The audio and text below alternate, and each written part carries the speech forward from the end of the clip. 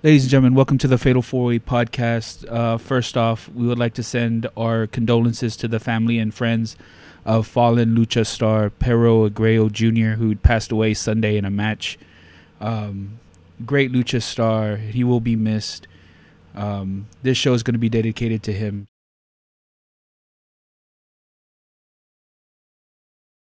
Getting yo. You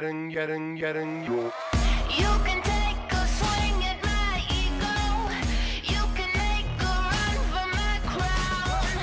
Even if your stare makes me nervous, you ain't gonna take us down. Well, Ernest, it's WrestleMania time. 4 days away at the time of this podcast. We're very excited, man. Are you? Yeah, I am. I definitely am. Oh, man, it's going to be crazy. A crazy weekend. Before we get into our matches and predictions and run down the card and everything like that, my first WrestleMania moment that I experienced was, I believe I was 6 years old. And now, back then, I was not a fan of wrestling because I was a little kid. You know, I was more into cartoons and everything, normal kid stuff. Then all my family, well, I went to bed, and all my family gathered in the living room, and I snuck out of my room, and I peeked over the corner, and when I did, it was the WrestleMania 6 had already finished, and the last image that I saw before I had to run back into my room and pretend I was asleep was the Ultimate Warrior holding both the Intercontinental title and the Heavyweight Championship belt.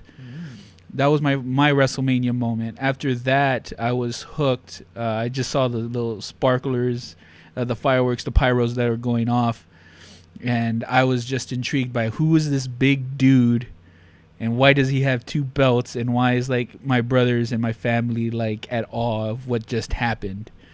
After that, my first WrestleMania that I actually fully watched all the way through was WrestleMania 7.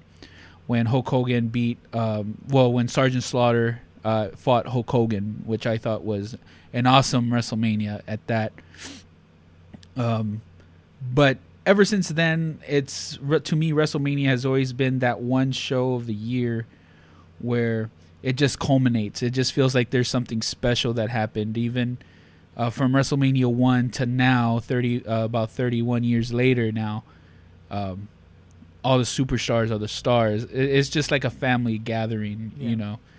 Do you have any WrestleMania moments? Unfortunately, I do not because, again, I was more of a WCW guy, so I never really wasn't into WrestleMania. I guess the one WrestleMania I've seen from start to finish was WrestleMania 30. And, of course, that was after it aired. I didn't see it live or anything. I just saw it on the network. And from there, I'm actually interested in 31 now because one of my old favorite stars, Sting, is going to be one of the headliners for WrestleMania 31. And that's something I've been, intrigued to see for the longest time. And not only that, he's going against Triple H. So that's going to be something really interesting to see. I'm really, really interested in watching it from start to finish this time. You know, the Sting match is very interesting. All the matches to me seem to be really, really, really solid. And to finish it off and to start the new year, the new season, I would say, for WWE. But with that, other late breaking news, of course, if you guys haven't heard, spoilers, Brock Lesnar has re-signed with the WWE. So that's going to throw in our predictions. I wanted to see if anything happened before we did the show between now with Brock Lesnar's contract situation. Yeah. Now that we have a solid answer from Brock Lesnar saying that he has re-signed with the World Wrestling Entertainment, now I think our predictions would be more solid and where they might go in the future in building up for WrestleMania 32 and leading up to the next pay-per-view. So with that, I think it's time for our WrestleMania predictions.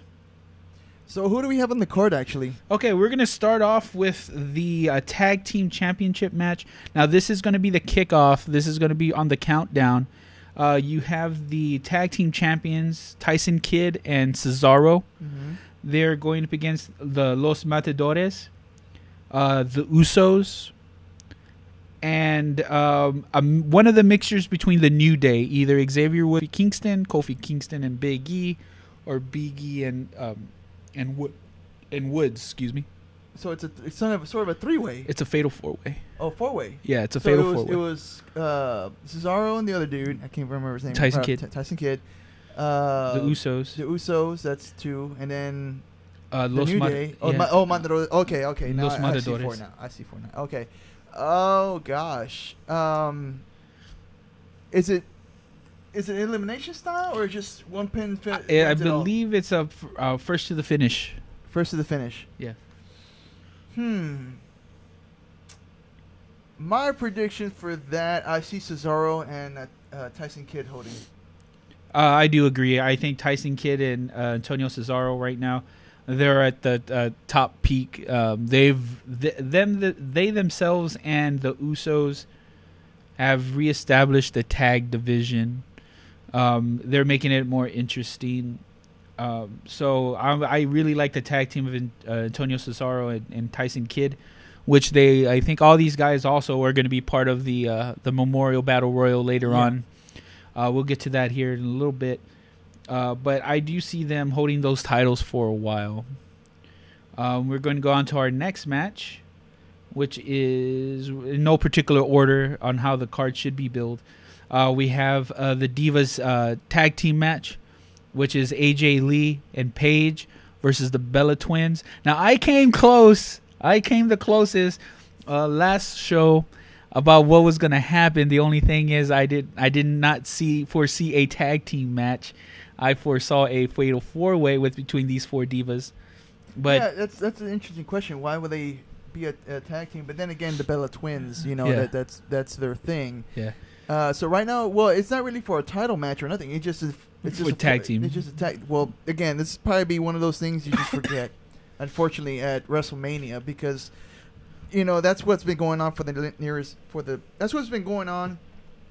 I would say for the past month is kind of they're trying, I guess, to resurge the women's division in Raw and SmackDown, because how NXT right now and their women's division is more wrestling than it is where Raw and SmackDown is more of a show. Mm-hmm. So I'm not really interested in this match. I really ain't. I'll be honest with you. I am not interested in this match. Well, I'm going to go ahead and throw out a prediction on this one. I'm going to go with the Bella Twins, obviously. You know what? If anything, I would go the same way, because there's nothing to gain out of this match. That's true. There's nothing to gain out of this match. It's not a title match. If it was a title match, then yes, it would be great to watch. But it's not a title match, so why are we doing this? I don't know. But I like the Bella Twins. I know you do. Obviously. I know you do.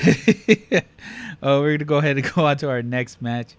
We're going to go with the Andre the Giant Memorial Battle Royal. Mm-hmm. This is a little...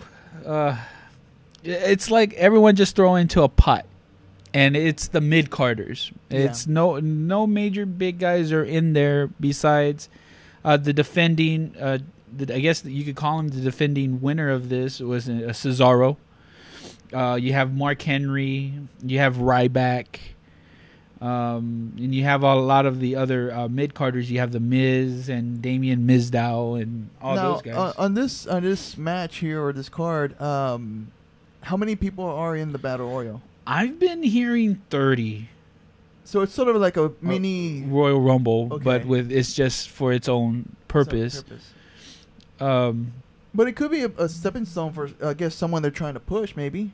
Oh, Sadly, Cesaro wasn't able to get a good push out of that from last year's. Yeah, he kind of fumbled his own thing. So, but he's going on a good momentum now right now with Tyson Kidd. So, never know. I think I really want Cesaro. It would be neat to see Cesaro win again. In my opinion, I would also like to maybe see Mark Henry or one of the big guys win it. But I completely forgot that Sheamus has been advertised for this last couple of weeks, and we haven't seen him really.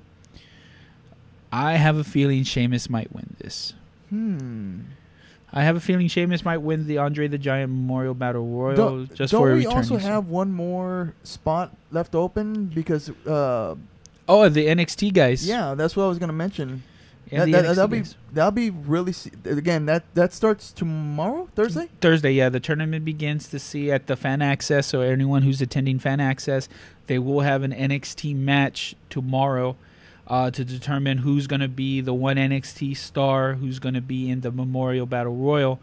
WrestleMania. And at WrestleMania. I believe the tournament is between Tyler Breeze, Sami Zayn, Hito Itami, and Finn Balor. I think those are the 4 guys who are in the tournament. Well, I think I can scratch off one, but the next 3, those are really hot stars right now in NXT. Well, don't get me wrong. Let's Me Call It is pretty good too. I like Tyler Breeze. I like the Prince of Cuteville. He's awesome.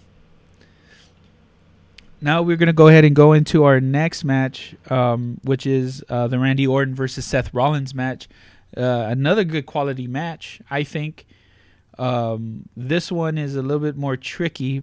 Do you make Seth Rollins look strong for a possible Money in the Bank cash-in, or do you let him lose and see what happens after?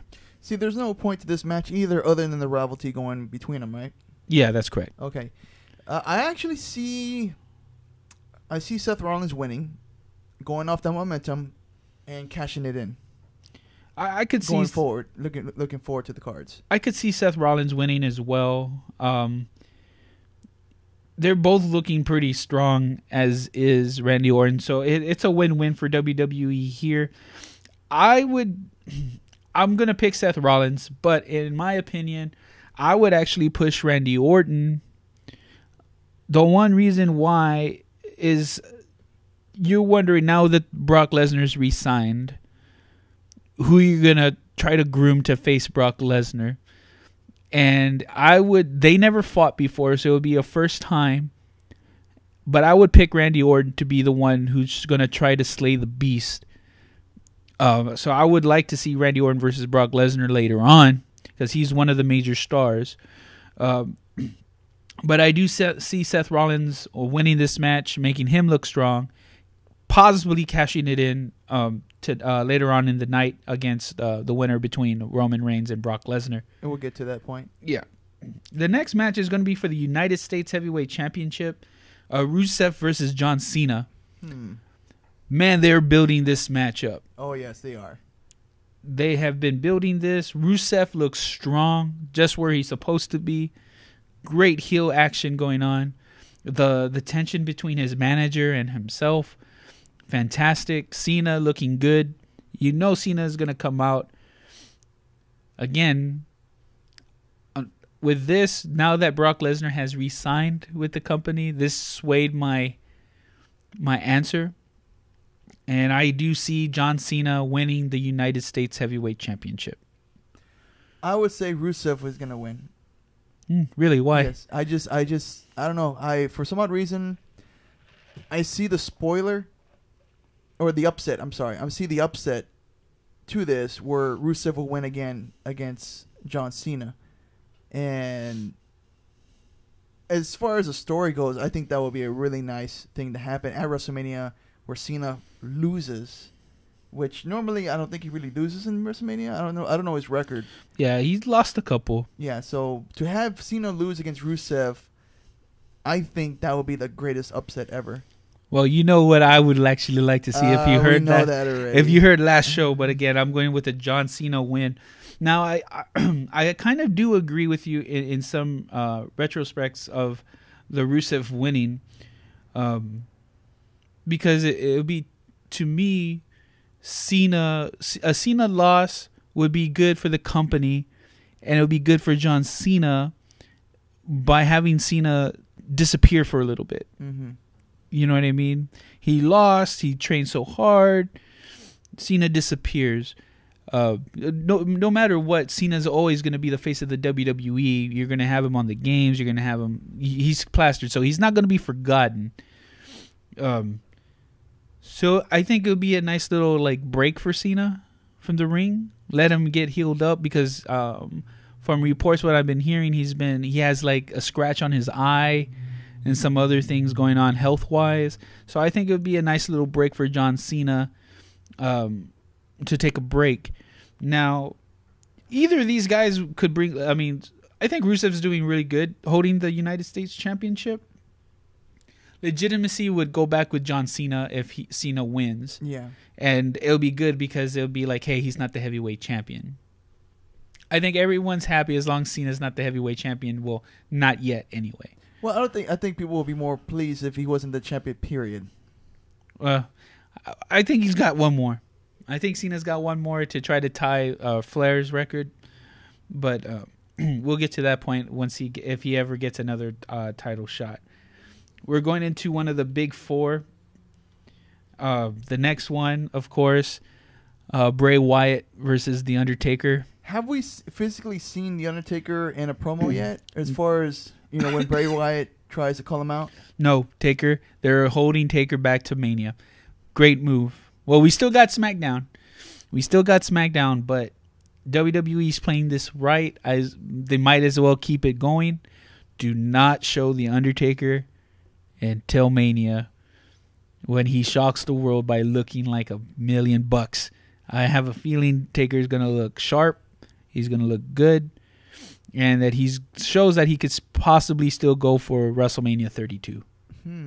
That'll be interesting, especially looking forward. Yeah. The Bray Wyatt's been cutting great promos. Again, this is another win-win situation for WWE, in my opinion. Either way you go, you either you're rooting for the Taker or you're rooting for Bray Wyatt. And they're both killer guys, promo guys. Bray Wyatt, of course, is your future. Undertaker is, he's there. That's one thing I actually see. Well, I can't really predict who's going to win, but what I see here is sort of a passing the torch of, I guess, the darkness or the evil heel toward Bray Wyatt, from The Undertaker to Bray Wyatt. And again, it really depends how the match is going to go. If Bray Wyatt's going to play mind games with The Undertaker, or Undertaker's going to play mind games with Bray Wyatt. They've been going back and forth with the mind games with the promos. So it'll be really interesting to see if we get to see the passing of the torch, of that gimmick, I would say. Not really like passing the torch as a generation, but just passing the torch as the gimmick as far as the darkness, the evilness, all that kind of stuff. That's what I'm kind of interested in seeing. Yeah, the Undertaker, for me, it's no longer what I like now. It's that it's no longer about the streak. Now it's Undertaker's longevity and legacy more than anything now. So I do see Taker. I think I see Taker winning this match, just because it's Taker, and it's going to be one more holding a shot out for maybe one more WrestleMania at 32 in Houston. In Dallas. I'm sorry. I could actually see that going on. That's my prediction going forward. As far as if I had to really pick, I think I would pick nobody. The darkness is gonna swallow them both of them. I think so. I think something really is gonna happen between them. There's gonna be no real clean winner. That's my prediction there. Because I really don't see an actual clear winner. I think something's gonna happen where nobody's gonna win. It's gonna be sort of a something's gonna happen. 75,000 angry fans are going to be pissed off if no one fucking wins this match. The next one, they haven't had one in a while, but I'm very excited that they're bringing it back, is the Intercontinental Championship ladder match. The ladder match has been missing from WrestleMania since Money in the Bank got its own pay-per-view. But I do like this. You have, let me see. Now you have Wade Barrett, who's the champion. You have Luke Harper, Stardust, R-Truth, Dolph Ziggler, and Daniel Bryan, I believe, are in the match. And, of course, the champion, Wade Barrett. Now, since the re-signing of Brock Lesnar, this swayed my pick, and I'm going with Daniel Bryan on this one. And you know what? I would agree with you on that.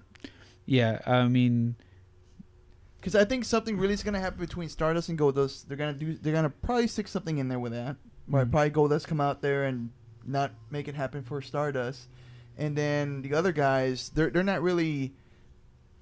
I don't see them as champions. I didn't even see Bad News Barrett as a fucking champion, but apparently he's a champion. But for Daniel Bryan to win, I think that would at least give the fans a little bit something to be happy about. I would guess. oh, you know what? I forgot someone, Uh-oh. and it slipped my mind. And how could I let him slip? Dean Ambrose. I forgot Dean Ambrose is in there too. I completely forgot about that guy. I still say Daniel Bryan. I still, after thinking about it really, really closely, it's like I think it's still Daniel Bryan. I think he's gonna probably steal it from. He's gonna probably pin. Well, it's a ladder match. They got to climb. Well, whatever. He's gonna probably the last two on the ladder is gonna probably be Daniel Bryan and Dean Ambrose. Dean Ambrose. So whoever gets, maybe you know what, they may both pull it down at the same time and then be like, what the fuck? Give me like who's the fucking Rightful true winner? champion. Yeah. So then we have a match between Dean Ambrose and Daniel Bryan. So many possibilities Yeah. on where to touch. Again, I choose Daniel Bryan. If I were to pick a second person, just because, I would pick Luke Harper. I think Luke Harper can just reach up and grab it. Yeah, out of everyone, he's the tallest in the match. But I would like to see Luke Harper as the Intercontinental Champion again. Right? Yeah. He did a really good job when he had it for that short run. I could see him as the heavyweight, the Intercontinental Champion again. The next thing we're gonna go to is gonna be Sting versus Triple H. I know you're looking forward Yeah, to I'm definitely looking forward to this match. And Sting looks surprisingly fit and ready to go. Yeah, I was a little worried there in the last show. I was a little worried on how Sting's health was gonna be, what his physique was gonna look like. He's looking really good. Yeah, he is surprisingly, because I was afraid because with when he was in TNA or TNA. He didn't look that very in shape sometimes. You know, he kind of looked like he was kind of slacking off of there for a bit. But then I guess when he got signed to WWE, it's like, hey, you got to start working out, bro, because, you know, this shit's not fucking TNA. But no, I am, because it's, again, it brings up the old rivalry between WCW and WWE. Of course, they're not really playing as that. And even Sting said that, you know, in his promo recently, but I still see it as a fan as WCW versus WWE. You know, these two people, you know, Triple H was loyal to WWE, Sting was loyal to WCW, and, you know, it's just one of those things that you never really thought would happen, but it's happening. I do agree. Even though they're, again, like you said, they're not playing it up as WCW versus WWE, you see it that way as a fan. No matter what, you're going to see it that way. Because it's the first time that it's happening. For this one, again, it's contracts. We have heard nothing from what's going to happen with Sting in the future. Depending on Sting's contract negotiations and how it was, I could see Sting win if this is it. I could see Sting losing if he signed a new contract, and they're going to keep that really hush hush. They're going to keep it like on the DL. Now it's what's gonna be the determining factor. Who's gonna win this match, and then the night after on Monday Night Raw. That's gonna be a main factor. I say if Sting wins, I do think I have a feeling Sting will come out on Monday Night Raw. And then I could possibly see if Taker wins, I could possibly see a Sting versus Undertaker 1 year build to 32. It had to be a long build. That'll be a long, long build. And the match is gonna be, you have your one of your main events already. You got two legends. Probably both possibly could go into the to the Hall of Fame that year, like Ric Flair did. Mm-hmm. You could also set it up as a retirement match for both superstars. I think There's so many possibilities, to be honest with you. There's so much possibilities. This match is very intriguing out of the whole card because this could set up. This is basically the cornerstone to what could be set up for 32. 32. And same thing with the Bray Wyatt Undertaker match. These two matches are pretty much your main focus on the whole card out of everything. So it's going to be very interesting to see what WWE and the creative is going to do. And definitely, just because WrestleMania is over on Sunday, you have to watch Monday because that's like mini WrestleMania because you don't know what's going to happen. True. And who's going to pop up, who's going to, what, if they're going to do a year-round build like they did with Cena versus Rock. The Rock may come out. Who knows? Steve Austin might come out. It's awesome. I like the Mondays after WrestleMania. Those are my favorite. As far as prediction goes, I think Sting will take it no matter what his future holds for WWE. But I think Sting will take it, no doubt. I do see maybe, this is just a maybe, Triple H putting a hurt on Sting so much that Sting barely wins, but he goes quiet for a couple of months. Oh yeah, I could see that too. Yeah. Again, my prediction I think in the end is going to be Sting as well, because I think he still has a lot to give, and I think he still has a couple more matches left in him. Both Triple H and Sting. Yeah. I mean, and then even if you have, Sting and Triple H, WCW versus WWE, you still have Undertaker versus Sting possibly in the future, and that's still another WCW versus WWE because both Triple H and Undertaker were both loyal to WWE, so it's like Sting versus two people from WWE is like, oh shit. Yep. And of course, we come to the last match. The main eventer. Brock Lesnar versus Roman Reigns for the WWE World Heavyweight Championship.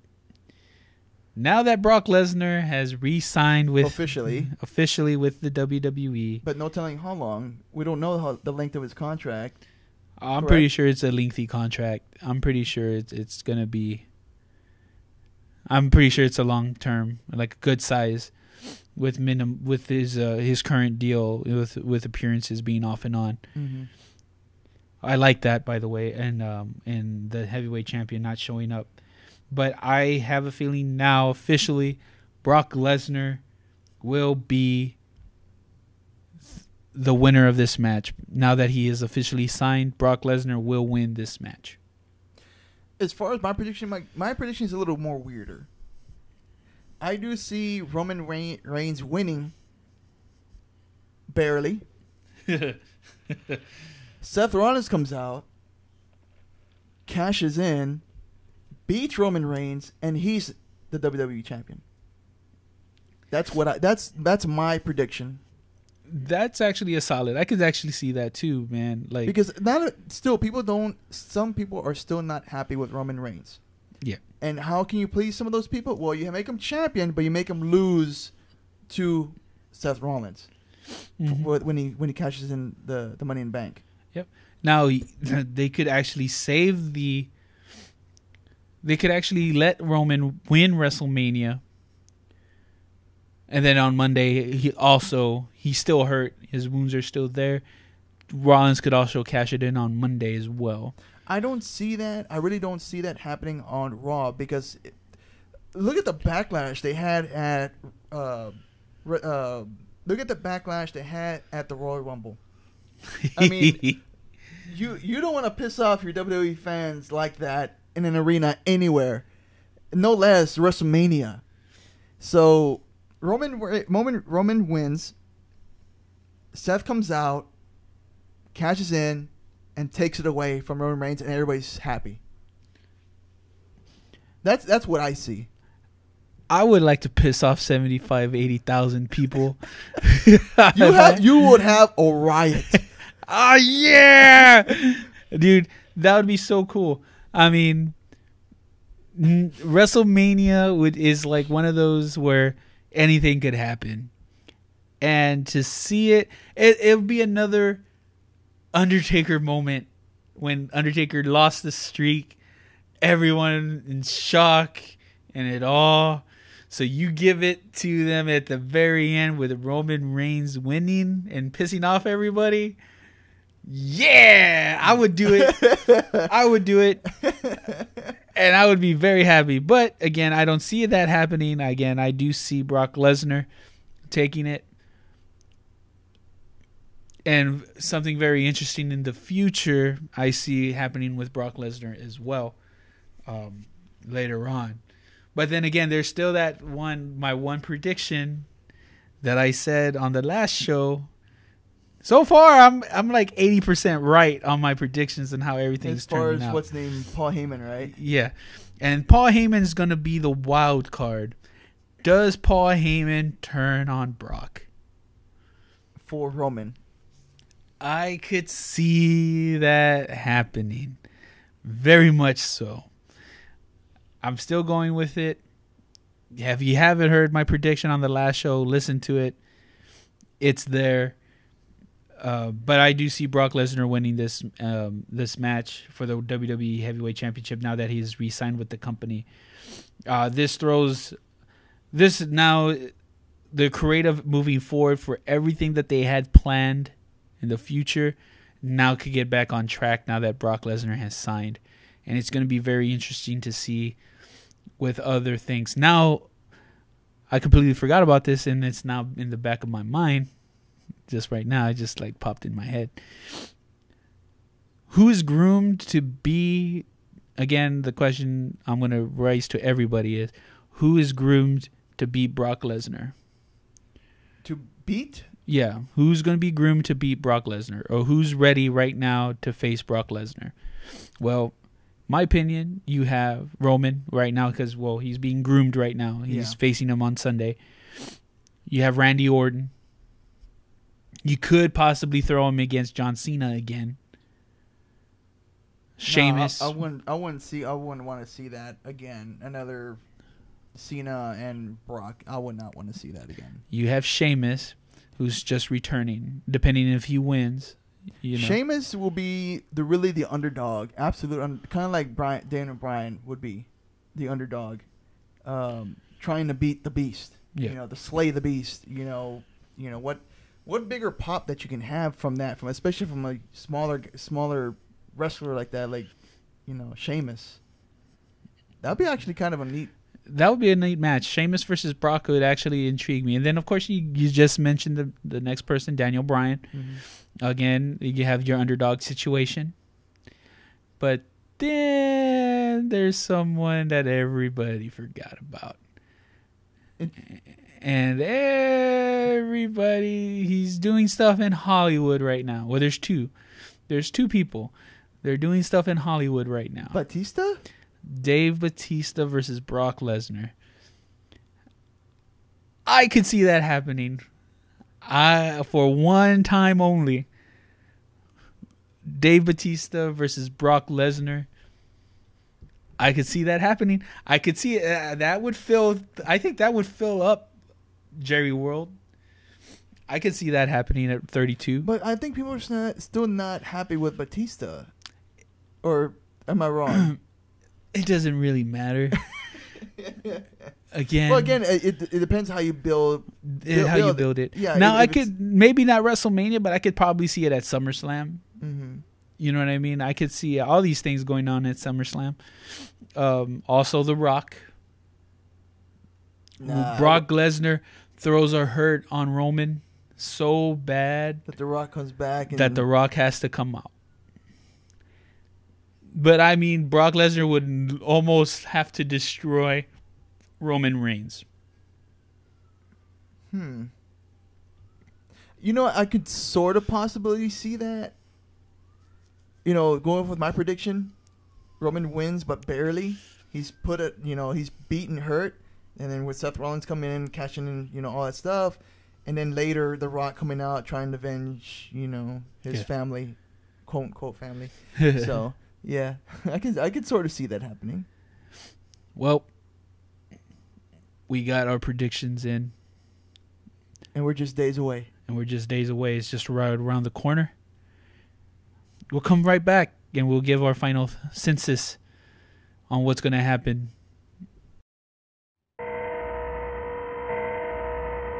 Now is the war of vigilante and king.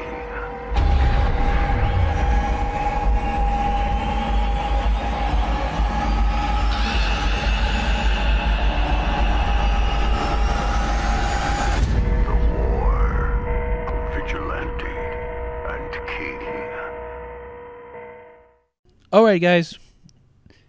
Now we're going to talk about the induction to the WWE Hall of Fame. When we first reported this, we only had Macho Man Randy Savage. Mm-hmm. Now we have Macho Man, we have Alundra Blaze, we have the Sheep Herders, aka the Bushwhackers. You also have what's his name, Fujiyama, I don't have a clue. But Yeah. the next one, though, I'm really kind of happy. Kevin Nash, Well, no, not him. Not him. Connor. No, what? No. The hell with fucking Kevin Nash. As a matter of fact, I don't know why Kevin Nash is being inducted now, but I was actually thinking of, Jesus. Oh, Larry Zbyszko. Yeah, thank you. I forgot about Zbyszko. Yeah, because I remember WCW. He was always a commentator in WCW. And he also fought against Eric Bischoff, and that was actually a cool match. No matter how bad Bischoff fucking wrestles, but you know, he did a good job carrying what's his name, Eric Bischoff. So, Oh yeah, but and then Tony Schiavone. What was he saying, Tony Schiavone for? Oh, his commentator partner, yeah, Tony Schiavone. I was like, Tony Schiavone. Then I thought Arnold Schwarzenegger was, of course, yeah, the the last one celebrity. in the celebrity wing. Again, I don't know. Again, well, shit. If you have fucking what's his name, fuck his name, Kerry. Yeah, if you have Drew Carey as a Hall of Famer, then yeah, I have no. It's not that I've given up on the celebrity portion of the Hall of Fame. I'm just like, yeah, okay, yeah. To me, the Hall of Fame is it's a good way to pay respects to the people who paved the way in the future. I always like listening to the stories of what happened to them and where it's come from when they were wrestling to now. Mm-hmm. It's very interesting in general. WrestleMania is now 4 days away, and it's almost over. As fast as it got here, it's soon to be gone away. Yeah. Just like at the beginning of the show with Pero Grail Jr. passing, it's so fast. Anything can happen from one day to the next. It's very rare you see something, an incident like that actually in the ring. You know, it's very rare you see something. It usually happens like days after or, months after something happens. But to actually, and a lot of people really, I don't know if you want to step into this or not, but it's just to have it with the first match with Rey Mysterio coming back, that's the I guess, what Rey feels right now. I don't know if he feels remorse or guilt or what, because, it's his first time in a ring since coming in, going out of WWE. And then have against another aspiring star as, Yeah. And to that happen is just like, it's, and knowing that, I think there was another death before that match. One of the promoters or one of the producers. Someone else got hurt, I think it was. No. Reading the reports from Mexico, there was another incident before this whole event happened. I think one of the producers or one of the riders for the actual Triple R actually died in a car accident. Oh man, So, I didn't know that. Yeah, it's something I've heard, Yeah. reading around, and that's why they're saying like this is a great tragedy because not only just the wrestler died, but another person from the Triple R passed Organization. away too from an accident. And again, I guess I don't know. I just I feel for Rey Mysterio. I really do because that's something you don't want your fellow partner in the ring, despite being a heel or a face. You don't want your fellow partner getting hurt in a situation like that, no matter what. Now, if you want to hear, Rey Mysterio is going to be doing his first podcast since leaving the WWE at Wally Mania. That's going to be happening, I believe, in the Santa Clara area. If you're in Los Angeles for the time, or in the California area, make sure you go over there. I heard tickets are still available. Make sure you take a listen to it, to his podcast. I'm pretty sure it's going to be, I think it's MLW who's doing the podcast. Make sure you take a listen to it because it's going to be very interesting. I'm going to be tuning in because I want to know. Conan's going to be there. Rey Mysterio is going to be there. I'm not too sure if they're going to be taking questions on what happened. They'll probably make a statement about it and just leave it as that, maybe. But unless their hearts are open and they want to talk about it, that's up to their decision. Yeah, and I'm gonna be listening to it because I want to know what happened to it. So you guys make sure you turn into there. And again, you know how it looked like, you know, with Warrior. Same thing with Warrior, man. He was there at WrestleMania Monday. He did Monday, and then the next day he passed away. Yeah. Again, tragedies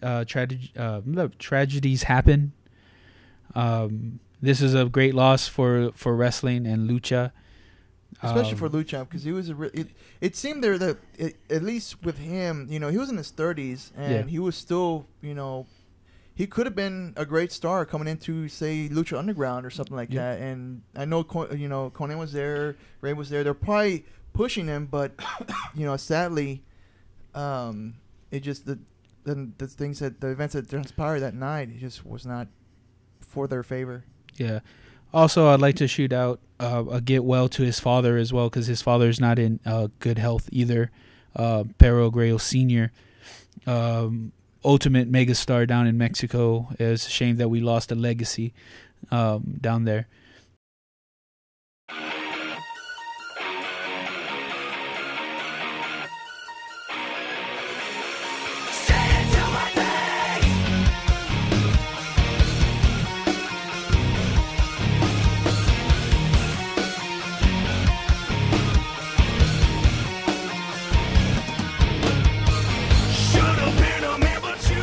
I'd like to thank everyone for tuning in to the Fatal 4-Way podcast. Make sure you make sure you go to animefuntv.com to see everything else from Fatal 4-Way to anime music videos and a list of conventions that we're going to be doing. Also, you could go to my YouTube channel, Fatal 4-Way Podcast, Jesse Lopez. Follow me at SADemon2010 on Twitter. Also, you could also like us on Facebook at the Fatal 4-Way group page, where we also post questions and everything like that. So again, thank you for tuning in. I appreciate everything, and I love you guys. Let's stay hyped for WrestleMania, baby. Oh, yes. And we'll see you next month, all right?